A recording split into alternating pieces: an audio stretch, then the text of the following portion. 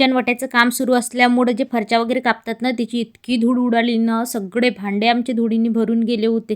आणि मग इतका पसारा, जेवायला सुद्धा ताटं प्लेटा राहिल्या नव्हत्या. आम्ही झाकून तर ठेवलं होतं, पण अशी कल्पनाच नव्हती की इतके जास्त प्रमाणात धूळ होईल. मग रात्रीच्या टाईमाला ताई आणि मी बसून सगळी इकडे भांडे धुवून वगैरे घेतले आणि त्याच्यानंतर आम्हाला स्वयंपाक करायला किचनमध्ये जागा नव्हती, तर मग आम्ही इकडे चुलीवरच स्वयंपाक करून घेतला. जेव्हापर्यंत आमचं इकडे वर स्वयंपाक होतं तेव्हापर्यंत आत्यानी खालची क्लिनिंग वगैरे करून घेतली होती. मी इकडे भाकरी बनवून घेतल्या आणि ठेचा आणि डाळ वगैरे इकडे मस्त आखून वरच बनवून घेतला. आणि रात्रीच्या टाईमाला मी इकडे वरच गच्चीवर मस्त जेवण वगैरे करून घेतले. आणि चुलीवरच्या भाकरी, भाजी आणि ठेचा खूपच छान झालं होतं आणि खूप मस्त निवांतपणे आम्ही इकडे जेवण वगैरे केलं.